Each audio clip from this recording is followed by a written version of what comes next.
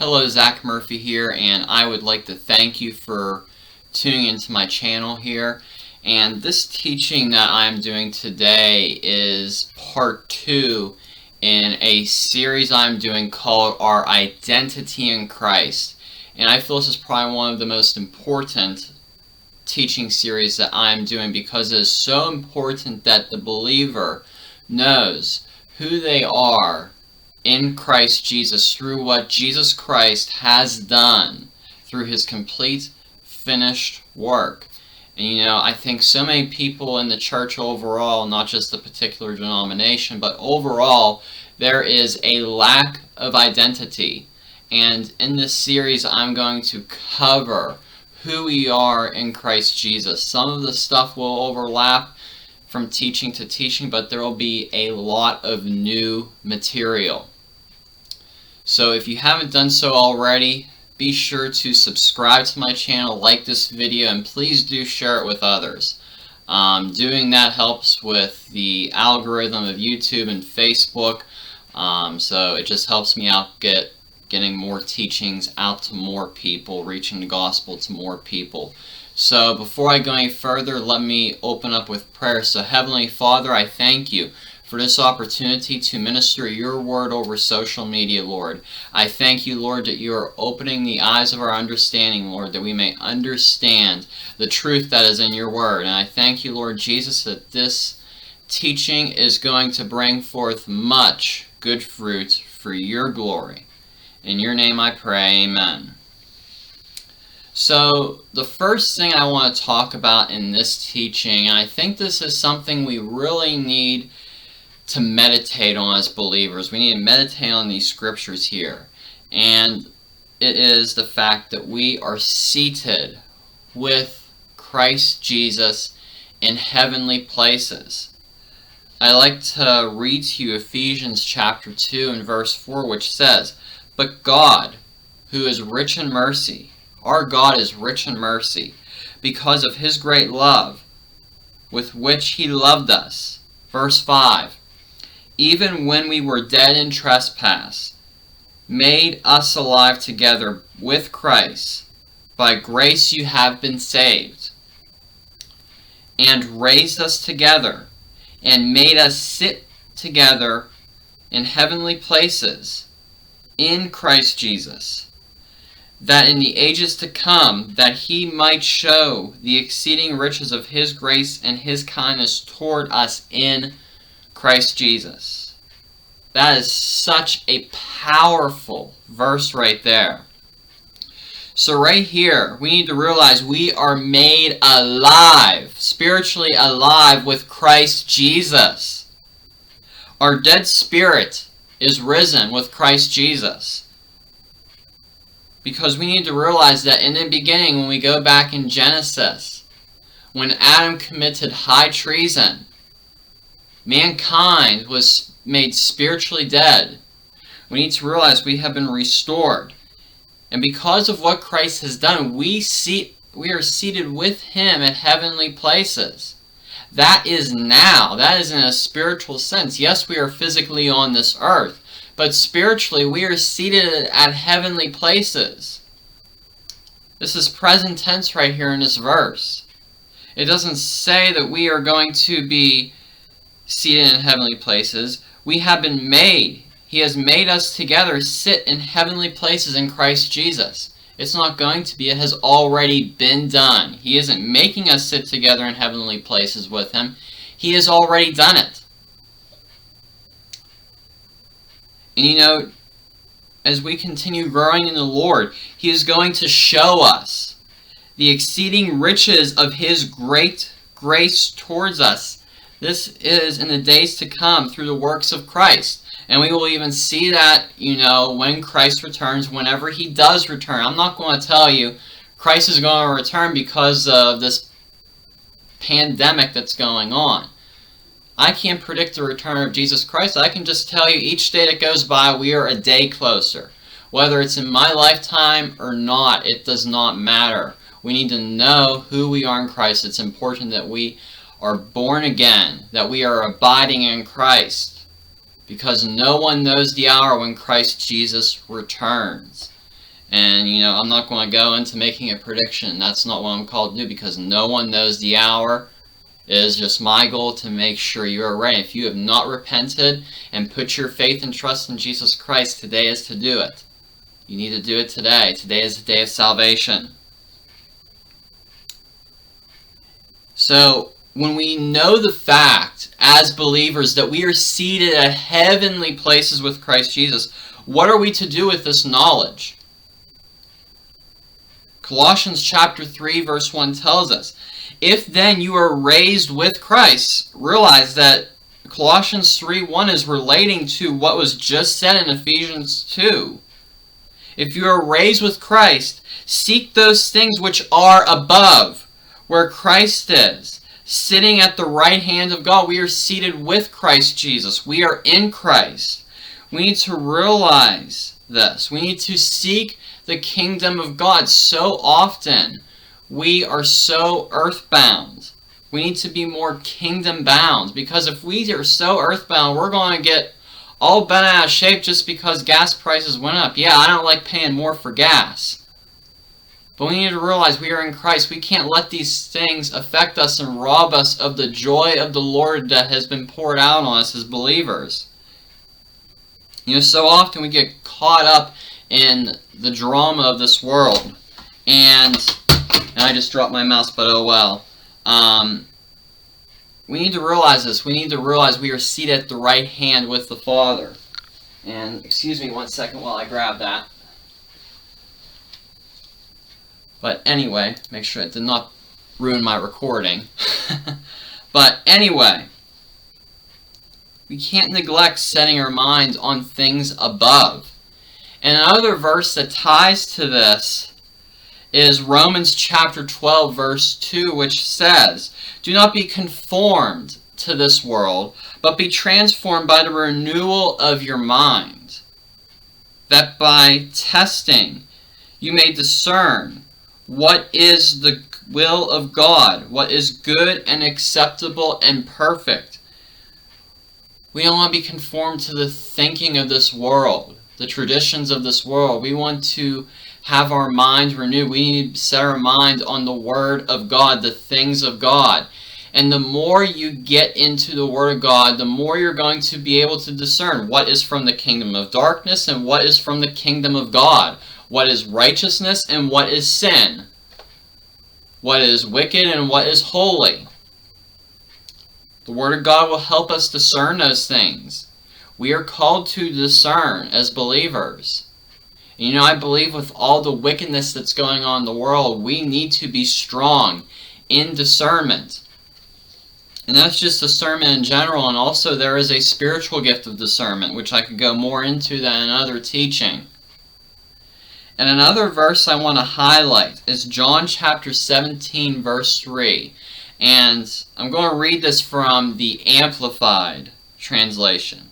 Now this is eternal life, that you may know, they may know, you, the only true supreme sovereign God, and in the same manner know Jesus as the Christ whom you have sent. This was something Jesus said here. When we are in Christ, we have eternal life. We are no longer under the curse of death. Before you were born again, your destination was the lake of fire. Your final destination eternally was the lake of fire. But because of what Christ Jesus did, you're on the path that leads to everlasting life.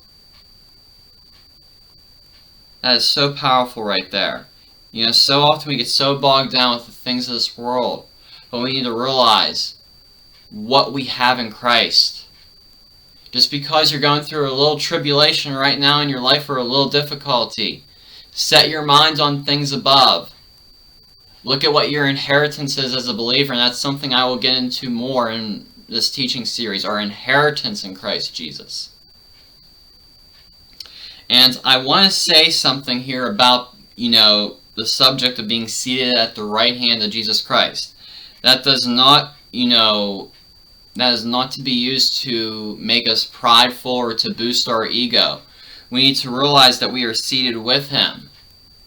because what I'm about to get into next, which is our authority in Christ Jesus. And all of this is not to, make ourselves look magnificent before men. This is to glorify God and to be light bearers and to expand His kingdom on this earth. And we can operate in the authority that Christ Jesus has vested to us as believers and as the church through the name of Jesus Christ, which we inherit His name. We are Christians. This is not, as I said, to puff ourselves up, but to bring glory to the King of Kings and Lord of Lords. Colossians chapter 1 verse 13 says, "For He has rescued us and has drawn us to Himself from the dominion of darkness, and has transferred us to the kingdom of His beloved Son." Now let me say something about this here. For He has rescued us has rescued us and has drawn us to Himself from the dominion of darkness. Let me say that a third time.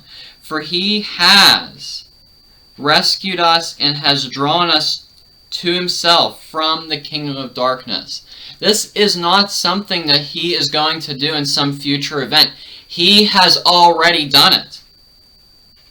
So many people think, oh, if I could just be delivered from what the devil is doing in my life. No. Jesus has rescued you from the kingdom of darkness. He has already done it through His complete work. We need to wake up and realize this. When we are born again, we are taken from the bonds of the kingdom of darkness. We are birthed into the kingdom of God, the kingdom of light. Jesus is the light of the world. Another thing, we are restored. We are restored to the position Adam was in before the fall. 1 Corinthians chapter 15 verse 45 says, "So it is written in Scripture, the first man, Adam, became a living soul, an individual. The last man, Adam, Christ, became a life-giving spirit, restoring the dead to life." So powerful. We have been birthed through Christ. His Spirit is in us. In Genesis chapter 1 verse 26, this was what God's original design was. And God said, "Let us make man in our image, after our likeness, and let them have dominion over the fish of the sea, over the fowl of the air, over the cattle, and over all the earth, and over every creeping thing that creepeth upon the earth." Man was made to have dominion over the earth. Sadly, the first man, Adam, he sold out to the devil. That's why we got this mess we are in. But because we have the authority of Jesus Christ, we can exercise that authority according to what Scripture tells us in the Gospels. Adam was to rule with dominion over this earth, but he sold out to the devil. And that's why, there's sin on the earth, sickness, despair. All the works of the devil are on the earth. The devil is the prince of the air. That's why the devil does not like seeing the gospel preached, because people wake up to realize who they are in Christ Jesus. And because people are transferred from the kingdom of darkness to the kingdom of God.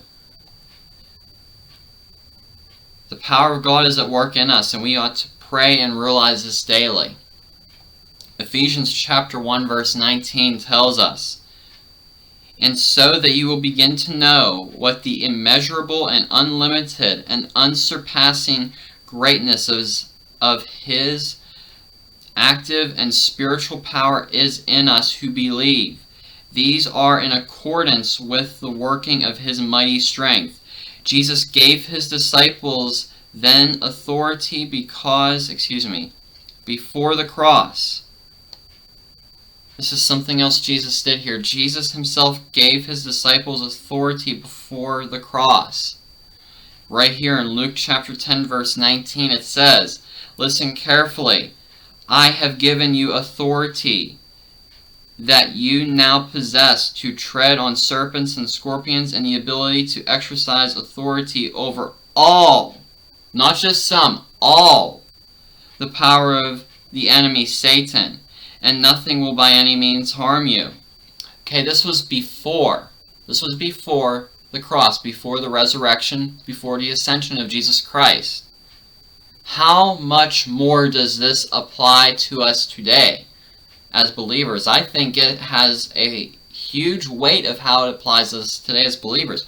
We inherit this same authority.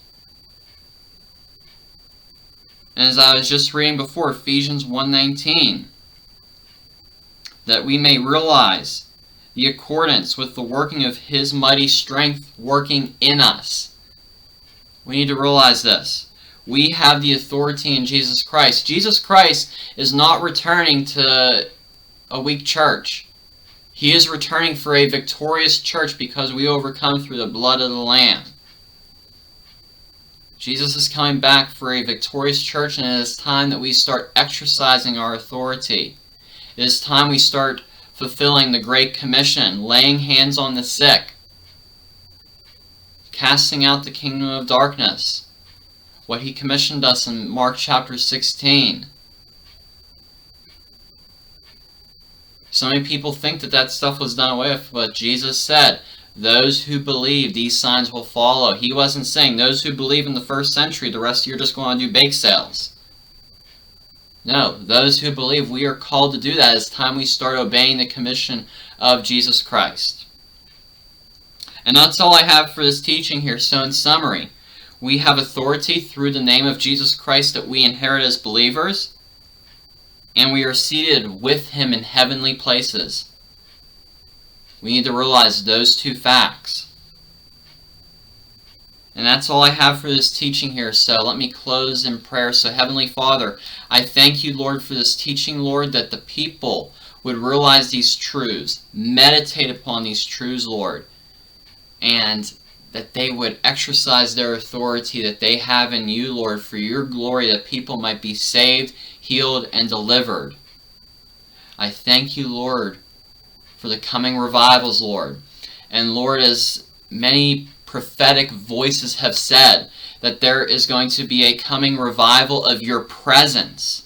And I thank You, Lord, that You are setting aside a people who are going to become frequent of Your presence, not just in a church service, but in their own private time with You, whether that is meditating on the Word, worship, or prayer, or all of those. That more people would encounter Your presence, Lord, and that they would bear Your presence to people of the world, Lord, that people might be saved through that. An overflow of Your presence, Lord. And I thank You for this. In Your name I pray. Amen.